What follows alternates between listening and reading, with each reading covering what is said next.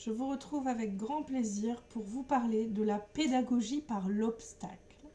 C'est une pédagogie qui, vous l'aurez compris, n'est pas très conventionnelle. Elle ne vient pas de chez nous, elle nous vient du Canada et je suis très heureuse de la partager avec vous. En réalité, il ne s'agit pas vraiment d'une façon de faire, mais plutôt d'une astuce qui s'avère être très pratique lorsque l'on veut aider un apprenant à combattre un blocage linguistique. Les blocages linguistiques, si vous le permettez, je les aborderai dans la vidéo suivante. Pour le moment, revenons-en à cette pédagogie si particulière. Elle a pour but de permettre à l'apprenant de visualiser sa progression, de prendre ou de reprendre confiance en lui et de reprendre l'envie d'accepter d'aller de l'avant. Comment on s'y prend? Alors, la version originale veut que l'on utilise un ballon.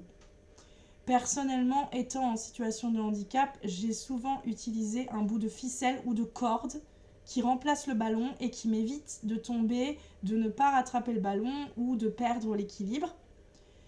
Ce ballon va circuler de main en main. Ce bout de corde va être tenu par l'enseignant et l'apprenant à chacune de ses extrémités. Vous allez vous plonger dans la discipline concernée, cela peut être une langue étrangère ou une toute autre discipline, et inventer un exercice qui peut être un simple dialogue ou un quiz. Vous allez poser des questions à l'apprenant ou prononcer des phrases qu'il va comprendre. Il va avoir pour mission de vous répondre et à chaque réponse juste, il aura l'autorisation de faire un pas vers vous, de vous rejoindre à son rythme.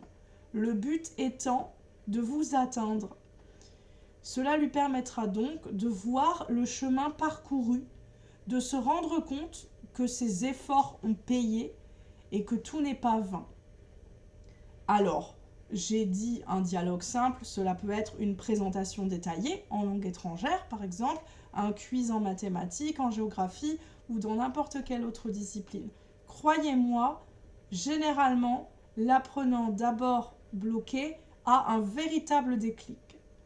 Cela dit, si le blocage est ancré depuis longtemps, cette pédagogie n'est en aucun cas une garantie de réussite. Mais essayez pour être sûr et certain de ne rien regretter. En attendant de vous retrouver pour d'autres considérations pédagogiques et de vous détailler les différents blocages linguistiques, je vous souhaite à tous une excellente fin de journée et une belle semaine à venir. Bye bye!